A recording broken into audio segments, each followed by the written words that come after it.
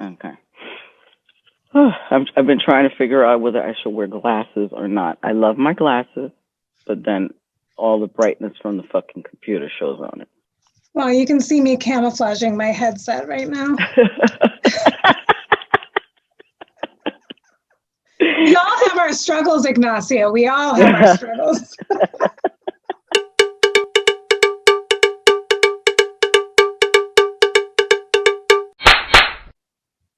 Hello, everyone, and welcome to Connecting the Dots. I am your host, Ignacio Rivera, and I am here with Tashmica Torok, the founding co-director of the Firecracker Foundation. We're based in Lansing, where we work to end child sexual abuse through holistic healing services. And you can find me at www.thefirecrackerfoundation.org. Thank you. And Tashmica is my wonderful friend, sibling survivor, and we met each other several years ago when we were on a fellowship together for Just Beginnings Collaborative doing the work to end child sexual abuse. So I'm really, really happy to have you here. And I've had her on before for Mamas and the Little Chickies. Little chickadees. Yes, for a Pure Love Talks. And she's back again. So check out the organization. She does amazing work, a lot of healing work, and a lot of work with young people. So thank you for all your work you put in the world. Okay, so today we're going to be talking about the movie A Teacher, and you can find that on Hulu. And so first we're going to start off with basically our own description of the movie A Teacher. So Tashmica, how would you describe the movie? The movie is about an adult teacher who enters into a relationship with a student in her class. It's very much framed like a relationship. So, yeah. I think I'll just leave it there before we get into the actual conversation. Like what I actually think the movie is about, or what, like right. That's how it's definitely framed. Yes, I would say the same thing. It's like a movie about, let's say, this, you have to do it in quotes, this relationship between a teacher and a student. No, I want to be clear, a female teacher.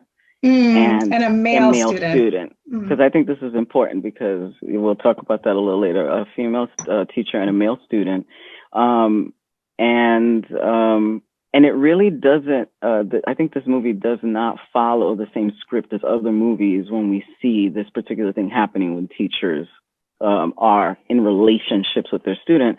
It gives us a different view. So this film kind of takes a little bit of a slight angle in it.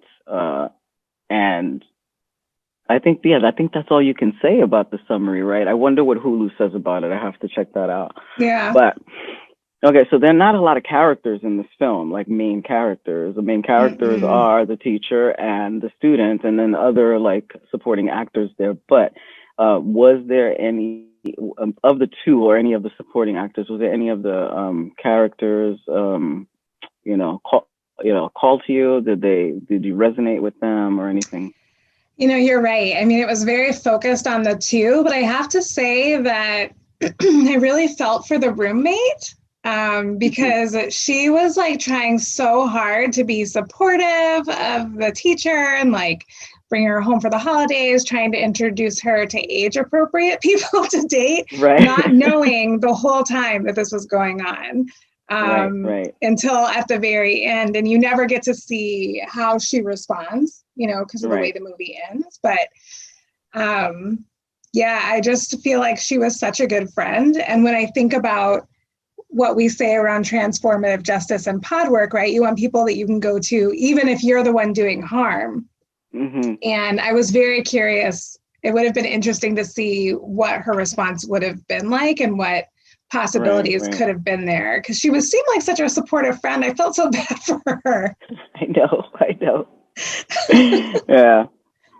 Yeah. I would say not that I had a best, character, but more intrigued. I was intrigued by the young man, Eric.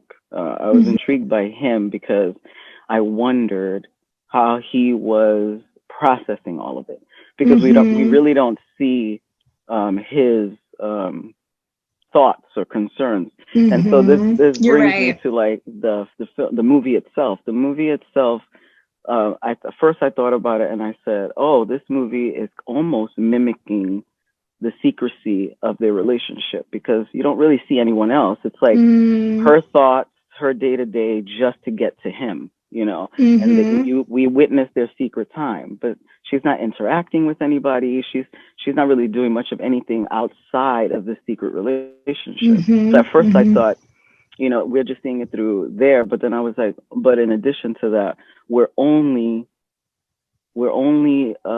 viewing and maybe even making assumptions about how she's processing this, because she goes through a back and forth in the movie. Like, it's like, this is so wrong, and then calling him and like almost obsessing over him because she misses him. And she never has a verbal, like, she never has anybody to talk to about it. So there are no like dialogues. There's no, not even her writing in her journal, right? You know how sometimes in movies they'll make it possible for you to kind of hear that in her dialogue, and you don't hear that from either of them, really. You don't hear you don't hear him having conversations with his friends, or even when he goes so far as to invite another girl to the Sadie Hawkins dance. Right. You don't hear any of his thought process outside of what he tells her. So right. So we don't know if he's just like a teenage boy, like, hey, I'm having fun because I'm having sex with this older woman. We don't know if he's confused about it, and you know, he's just going along with it because he's afraid. Because we never think about that if it's a male student, because it's treated very, very differently, right? And I know for a fact that there have been male students who have had interactions with teachers, and it really did affect them. But cis males are not allowed to speak of that kind of affect, you know, that how they're affected emotionally, right? So that's why I was intrigued by him. I was like, I wonder what he's going through and what he's thinking. He seemed to have a better head on his shoulders than she did. He did. He seemed like he was more aware towards the end of how unhealthy it was than she was. Right. You know, and then there's also this piece in me too, which made me feel conflicted as a parent, where I was like, where is this kid's parents? Like, he's out at all hours of the night with this teacher. Like, who is checking on Eric? And I know that's like, you know, your kids get to a certain age and you let them have more freedom, which is why I felt conflicted, right? Because a lot of our response as humans is we often turn to judging the parents. Like, where are the parents? Why weren't the parents? And this is like a 17-year-old kid. Like, my kid is 17 and can drive now. You give them much more freedom, and never in your wildest dreams would you be thinking, oh, well, he's sleeping with his teacher. But there was a level of privilege that he had that also felt really uncomfortable. You know, his family was well off, which also isn't the norm in terms of like when someone is perpetrating on a younger child, it's usually because they're more vulnerable. And in this scenario, I think that's what felt so tense for me in the movie, and why like the relationship thing felt more present. Is because the way the movie was done, it almost put them on equal footing in a way. And there was moments of dialogue, like where she's like, I've never been to a ranch. And he's like, you're in Texas. And she's like, well, I've never known anybody to own one. Right. And so like, she, even in her dialogue, and then, you know, what we're imagining is in her head is giving him social status as like a grown man. When really we know, when you think about it, like that's his dad's. Because I don't know if they mentioned his mom. I don't remember his mom coming into I think he was living with his dad. And so he just had a lot more freedom. And, you know, she made a comment like, I'd like to stay with you forever. And she's like in his childhood bedroom. She's like, let's just stay here forever. And I'm like, there's like moments in the way the film was done that made it feel like she was equating what he had, like what he had access to what he actually had, like an adult man. And that was very uncomfortable. Right. And another thing that I noticed too, like this, um, we in the movie, we don't get the beginning or the end. We only get the middle, right? We only get I the was middle so because, curious about that. right. But this is that I like this thing, right? Because I wrote in my notes, do we have to know the beginning? Because Mm-hmm. almost knowing the beginning would give some sort of reasoning for why this Mm, happened. And in reality, there is no reasoning. She has power over him, period. right, Period. She's his right. teacher. You know, I don't care if you're like Mm-hmm. desiring this kid or whatever. You quit the Whatever. job, you do whatever, you know, but that's and age wise, it's just like inappropriate, right? So at first I was like, oh, the movie just starts with them a sex scene in the car. You know, like Mm-hmm. right in the car, they're having And it's sex. right to it. Yeah. Right. So they're already in it. So we actually don't know if this started this year when he was 17, if it started when he was 16 or if it started when he was 15. We have no clue when it started, Mm-hmm. how it started, right? Mm-hmm. So we can make all these assumptions. But again, even with all the assumptions, what it comes to is the middle. And the middle part is she was a teacher who had power over her students. Even Mm-hmm. if he didn't feel it, like suppose he didn't feel it, I'm in a relationship, this feels good to me, she still has power over him and can make all Mm-hmm. types of decisions that he can't, right? Took advantage of that situation. And Absolutely. also, the movie is, I feel like the movie is almost like this, her, I don't know if it's a crisis she's going through or this like downfall spiral she's having Yeah. because they only mention the briefness about her, was it her mother? Her mom. Mother, right? Mm-hmm. Her mother who's ill and Mm-hmm. basically she can't handle it. Her brother is Yep. taking care of everything. So she's like, she put up this wall and she's like, Mm-hmm. so I actually wrote in my notes, I was like, what is this like, quote unquote relationship driven by? I was like, passion, sex, escape, danger, excitement, or control. You know, like there's so many reasons, like Yeah. what, or there could be all of them, right? Because I'm like, is she escaping this life, you know, I her wrote down the reality? words avoidance. Hmm.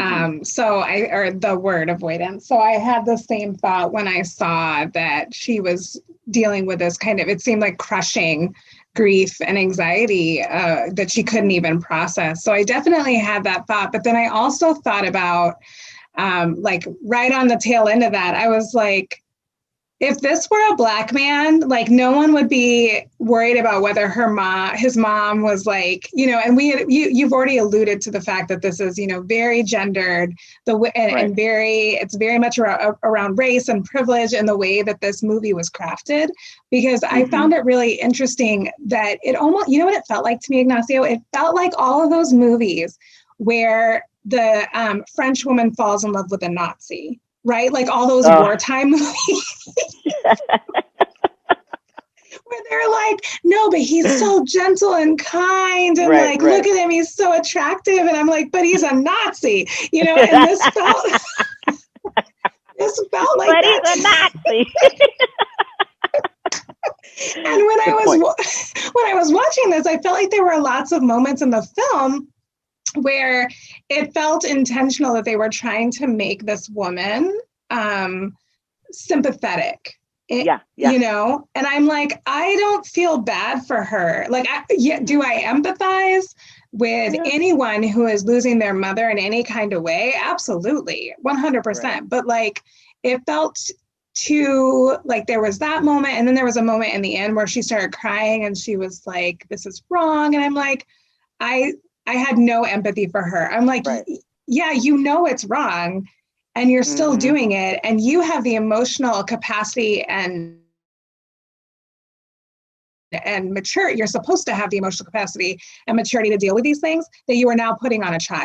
And so Yeah. it really when I was thinking about the Nazi movies, I was like, this is one of those movies where they want you to be feeling bad, but I don't feel bad for her. Oh my goodness, yes. Yeah, but it Yes. also, Ignacio, to your point though, with the fact that you kind of got dropped into their relationship midway and the question of like when it started, because we don't know.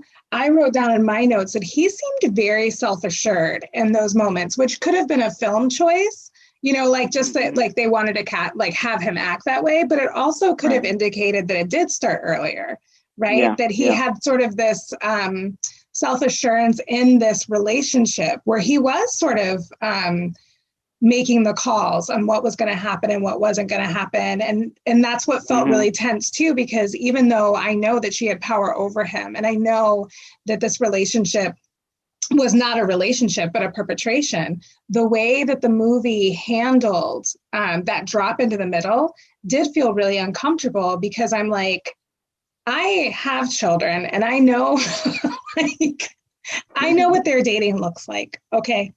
This is not what it looks like, but there was a choice there. And the way that they did that felt really uncomfortable, because I was like, again, it added another level to, it added another sort of ingredient to make it more like a relationship, you know? It's true. It's true. Because in the other, when we get to see how it starts, we have a lot of information and opinions about this. Oh, why is this person doing this? We have a bigger picture and a better picture. Here, it's like, yeah, she seems pretty in love. At the end, she's super obsessed. And another thing that was very interesting to me at the end, when she gets a phone call from the principal, I guess, saying there was an incident in the school with Eric, the guy that she's having sex with, and the father's there. They want her to come in. So basically, we already know she's caught, because at the end, the father sees her coming over to the house. She's losing it. She doesn't care who sees her. She comes over to the house. He sees her. I'm sure he talked to his son, and then it all came out.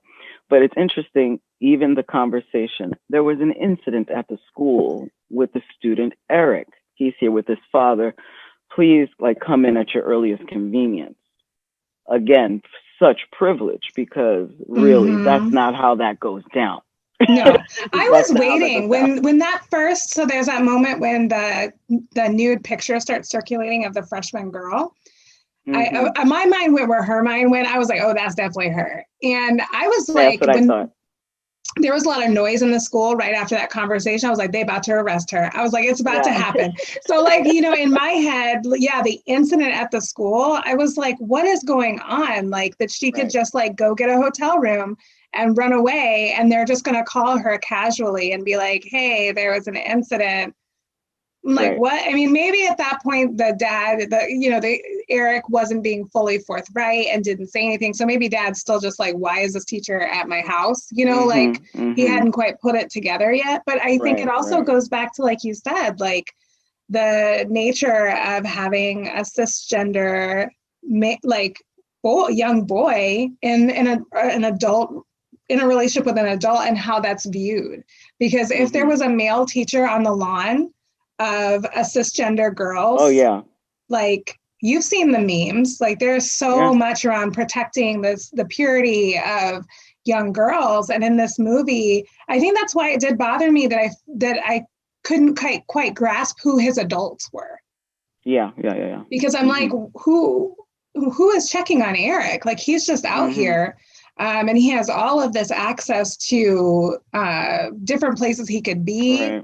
Now, granted, maybe in dad's head, he's a teenage boy, so he needs privacy with his girlfriends, but there was still just a sense of a lack of another, like, no Charlie Brown teacher voice. You know what I mean? Like, there's no other, is dad texting Eric? Like, what's going on? So, that's true. That kind of bothered me. But it's all void. It's void of all of that, because we're only in the mess of her experience. That's it. Like, that's what I'm noticing. You know, it's her, you know, going through the missing. You see a lot of scenes where she's jogging, and the camera's on her for a while, or she's thinking and sitting, because it's her, like, going through her own shit, and then really using him. He's a puppet, really, because she's like, can you come over? First she says, you know, we need to take a break.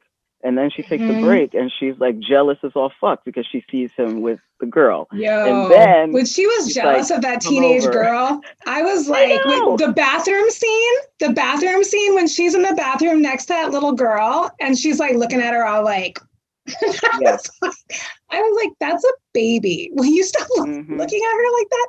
It was so out of pocket. And I was like, that was the other piece too. And I know, again, we're just seeing it really from her view, but I'm like, no one is seeing this. Like as a view, like someone who's watching the movie, I'm looking for other people, you know, like I'm like peering into the off screen. Like, is no one seeing this? Like, who are the bystanders here? I'm like, what? The way she's looking, the way she was like waiting out by his car. Like all of these things that I can't remember a time in my growing up life. And of course, I'm just thinking of it now. So maybe it happened, but I don't recall a teacher hanging out by my car, having casual conversation. Like, you know what I mean? No, like there's no boundaries at all. And for no one to notice that or to bring that up also felt distinctly white, right? And privileged, that like automatic trust is extended for this sort of interaction.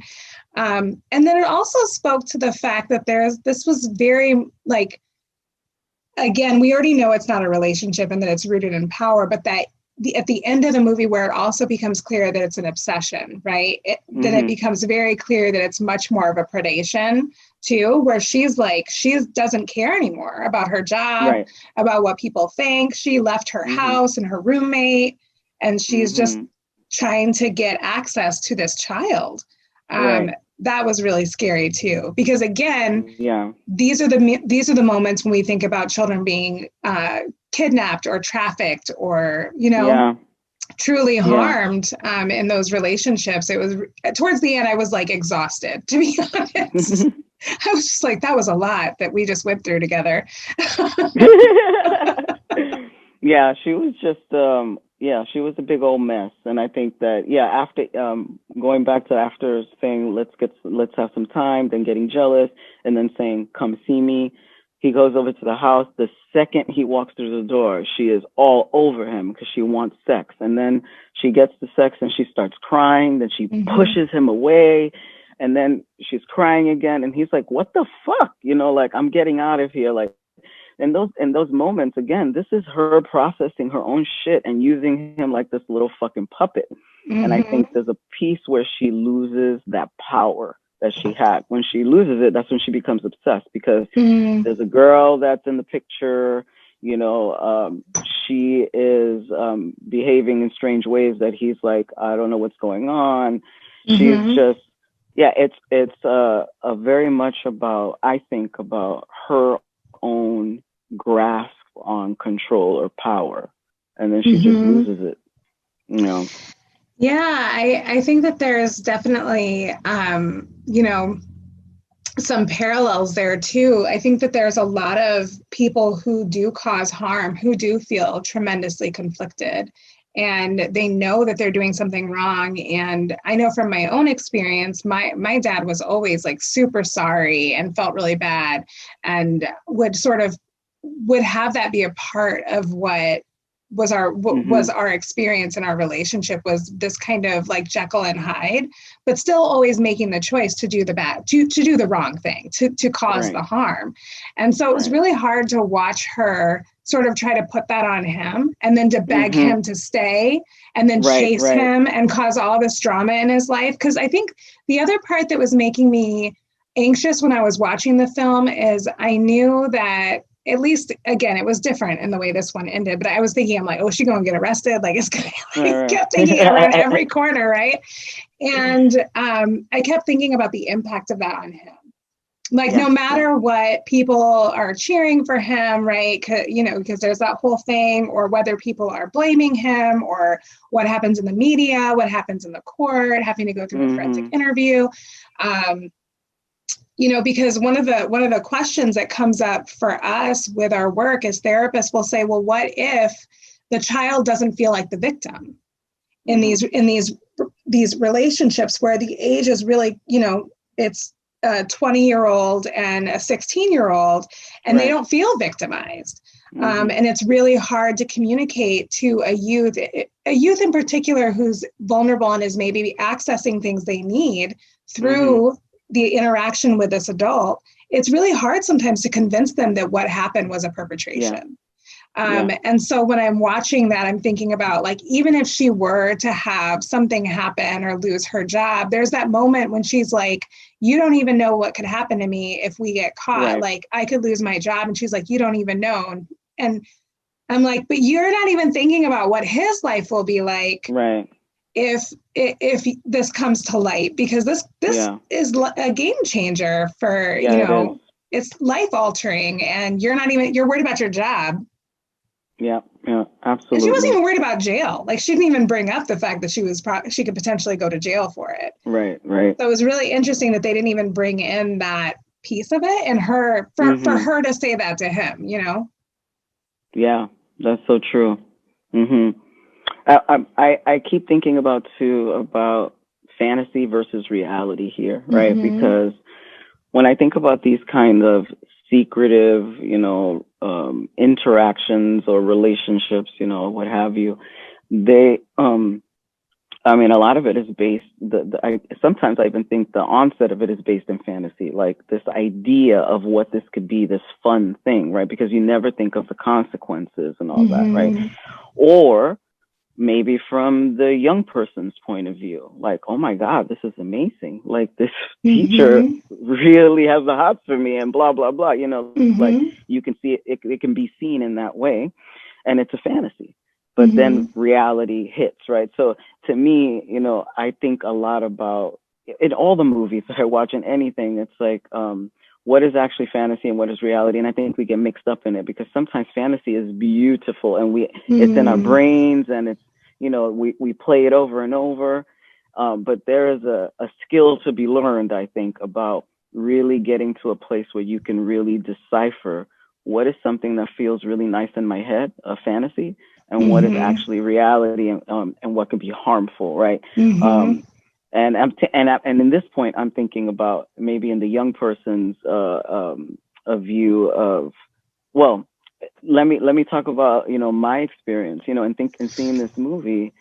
I was a young person that always dated, okay, because, and you're right, when I was in those what I would call relationships in those times, I thought I was grown. There was no power dynamic. I was totally, being grown and having a perfectly healthy relationship. And it's only in the last 10 years, 10, 15 years or so, that I've really thought about that. And I thought about all of the interactions or so-called relationships that I had that were actually not.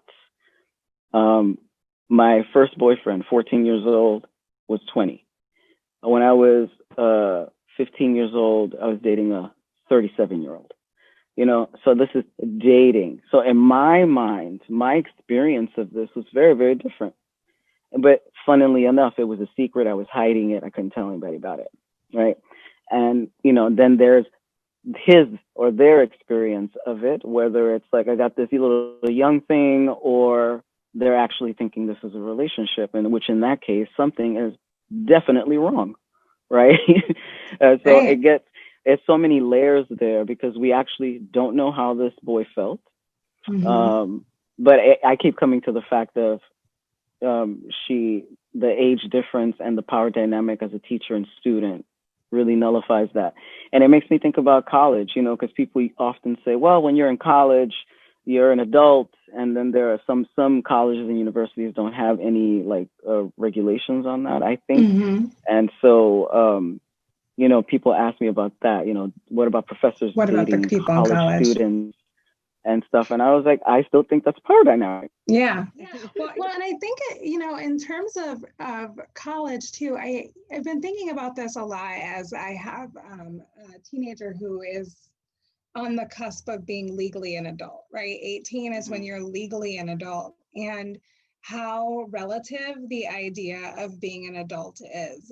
When we think about how we enter into relationships, and what we have capacity for. And so I definitely think that while we try to, make a law to encompass all of these things, right? It's legal. So once they're 18, it's legal, so it's fine.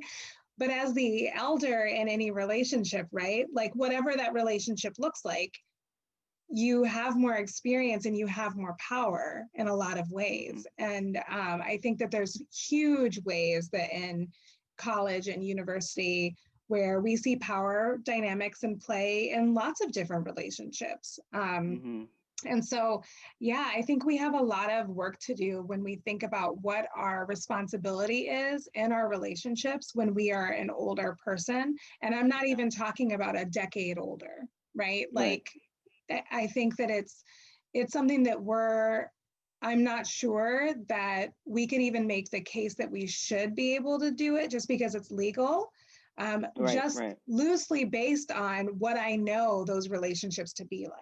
You know what I mean? What I have witnessed from my peers and my friends and my beloveds and them looking back on relationships kind of like you did, you know, or you have, is like knowing what they know now, they would have not entered into that relationship.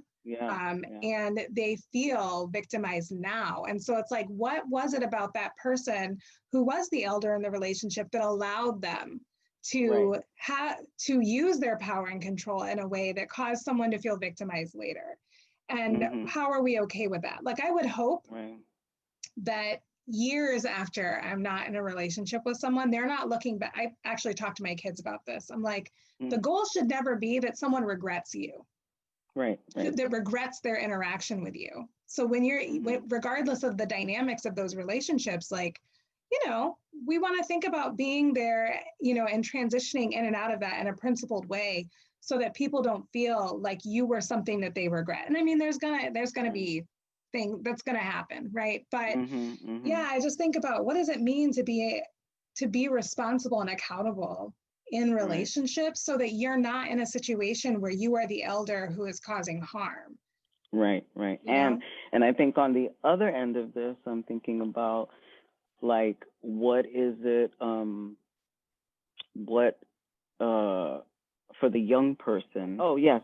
What are the skills or the resources or the tools that a young person may need, whether cis girl or cis boy or, you know, or gender fluid, trans, you know, what are the tools that they need to be able to spot this kind of behavior and understand that even though it might feel very flattering because, you know, hormones, we're human, you know, it feels good when somebody likes us, and to recognize this is not good, this is not right, this is wrong, right? So that they can have information to, not to put it on them, but really to at least have learning some tools around that, right? Because and thinking about the fantasy and reality, I like, again, you know, as a young girl, when older men tried to talk to me, I felt so beautiful. I was like, this older, sophisticated guy wants to be with me. Like, there's something special about me, right? And so, like, if I had other information in my mind, I can be like, well, that's very flattering, but this person is much older. And so even just beyond the conversation of like, this person is much older than you, because that's just not a good enough excuse. What are the things that we talk to our children about to possibly counteract that without saying, you know, you should be careful if an older person tries to pick you up, right? Because that kind of goes like this, right? Like, what do you, so it's like teaching specific things so that they're maybe have better self-esteem, so they have some emotional maturity, so they're understanding power dynamics, right? We're teaching our kids about power dynamics all the time, and I think that that's so important, and we're lacking in that. Power dynamics are everywhere, all around us, and we can talk about them all day, every day.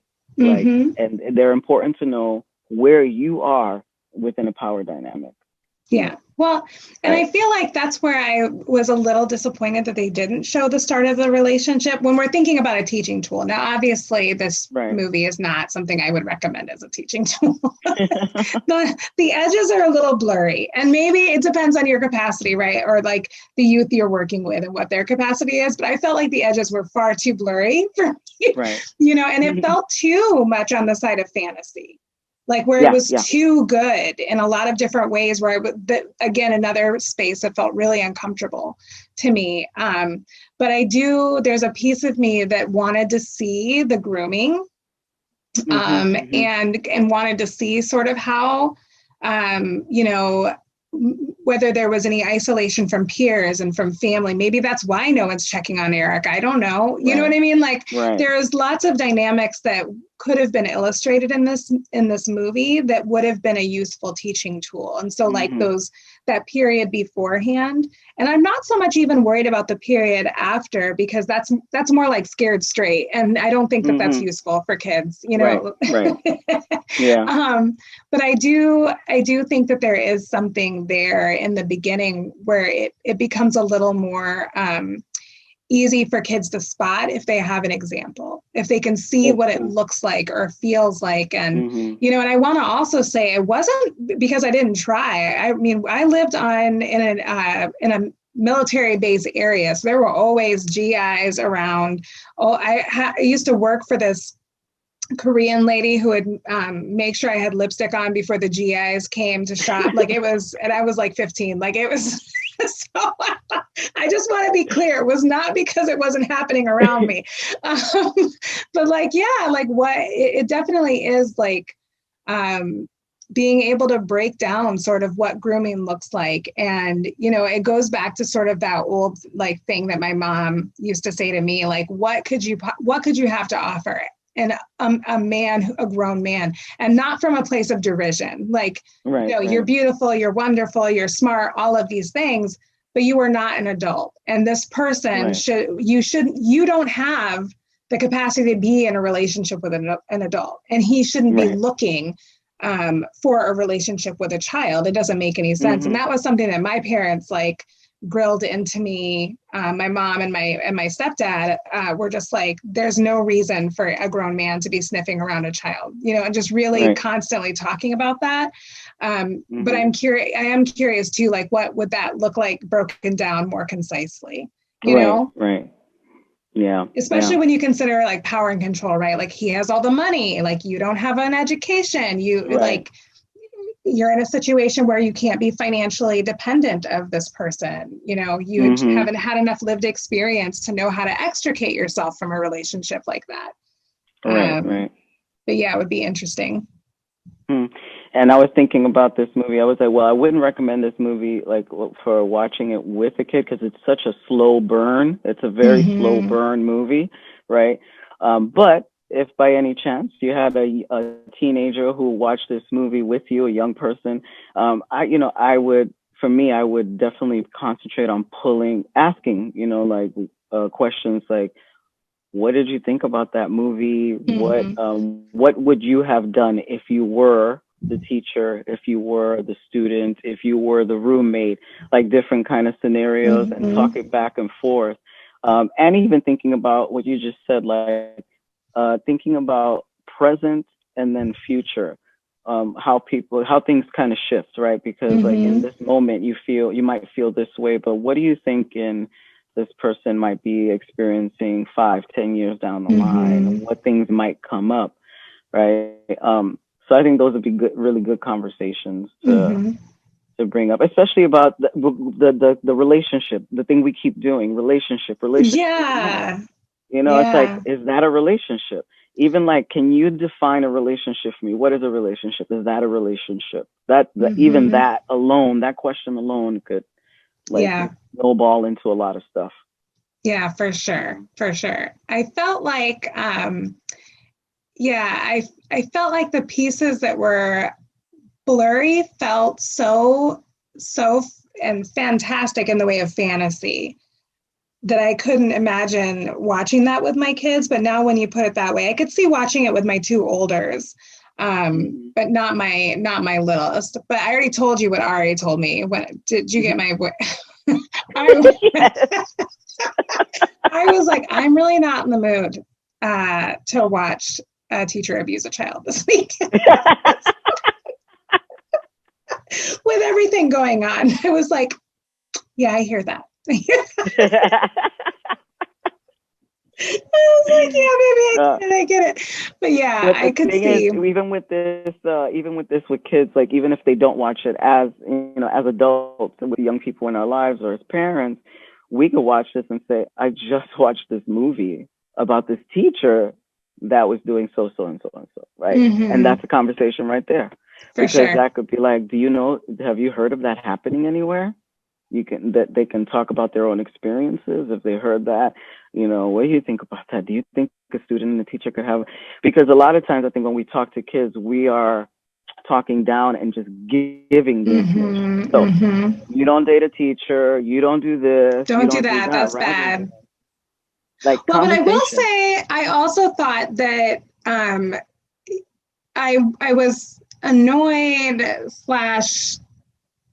annoyed is pretty much what like. The teacher is like young and physically attractive to people. She was an okay people. She's an okay looking woman, like. And that was a little annoying to me too, because she didn't. Again, that kind of fantasy piece, right? Where it's like she's young, and I just was like, that's not what my kids' teachers look like. Not that they're not attractive people, but I'm just saying, like, they did not. Most of their teachers are in their 40s and 50s. They may have one or two new teachers a year that are super young, and so it was really bothersome to me that they were like, again, that whole fantasy thing. So there was, but I've often heard that people who make movies are producing them in a way, right, that builds on that fantasy. And so that felt very real and present with me when I was watching it.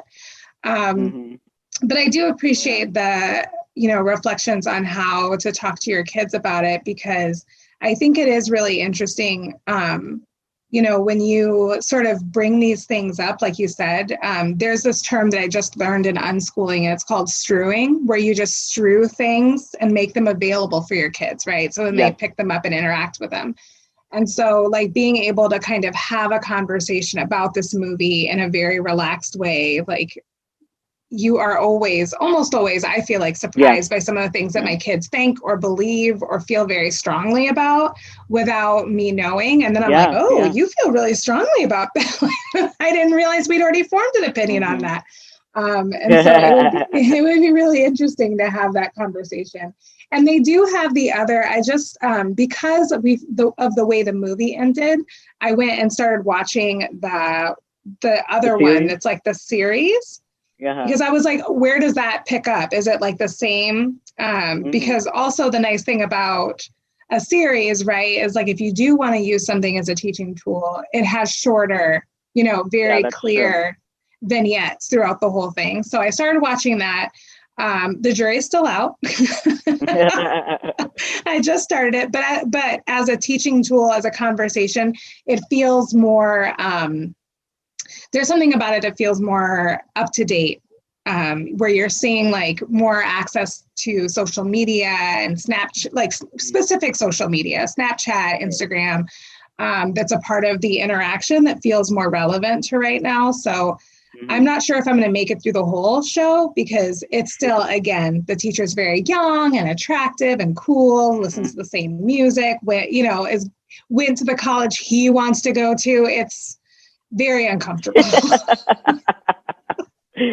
Interesting. I wonder how people are taking that in the series, because I haven't seen it. So I just started. I don't know. I'll have to see if anybody I know is watching it or has chosen to watch it. I feel like there's a piece though too, when you work with youth or you have youth around you, you feel sort of responsible, because the other thing is that they're probably gonna watch it, right? Like, kids come across this kind of material, and so I always feel low key like I have to be at least aware and prepared to be able to say what I don't like about it, or to have an opinion.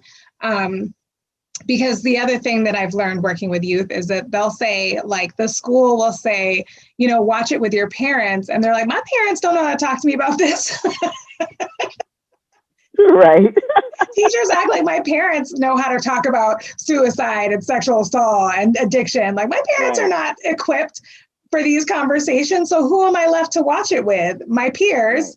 or I end up watching it by myself and it's triggering. And so I think there is something to be said for, taking it in just in case. Now, I have had youth say, don't watch it. Like there was that show a couple of years ago. I can't remember what it was. It doesn't matter, but they were like, don't watch it. And I was like, listen, if you say don't watch it, I'm not going to watch it. Right. I will protect my peace. There you have it. Thank you so much. The jury's still out on the series. Tashmica, you'll get back to us and let us know. Okay. Yeah. I know. I'll let you know. Unless I come across a teen who's like, don't watch it. Exactly. Well, Tashmica, thank you so much. This has been good. I really like dissecting this one because it's a conversation, it's a topic that comes up a lot, even if it doesn't happen. People talk about, young people have crushes on their teachers, and I am most positive teachers look at some students. Right. So it's a topic that is always, ruminating about. So I hope that our conversation and our points that we picked out were something that you can use in talking to young people in your life to hopefully to come together as a community and work towards ending child sexual abuse, ending sexual violence, and having a beautifully sexually liberated life, because we're talking openly and honestly about these topics. So thank you so much, Tashmica. Is there anything you would like to leave us with? Any profound words? Gosh, so much pressure. No, just thank you, Ignacio, for having me. You know how much I love you. And, the last thing I guess I'll say is just, watch it first before you hand it over to your kids. I think sometimes we rush into providing things to our children because someone said it would be good for them or it would be a good, but equip yourself and do what you need to do to take care of yourself, to be prepared for that conversation, I think is always really important because you don't want to trigger yourself and then freak out and upset your kids and do all of those things. So just, do what you can at your own pace. I think would be my last little note. Yeah. Good advice. All right. Thank y'all. Thank you. Bye.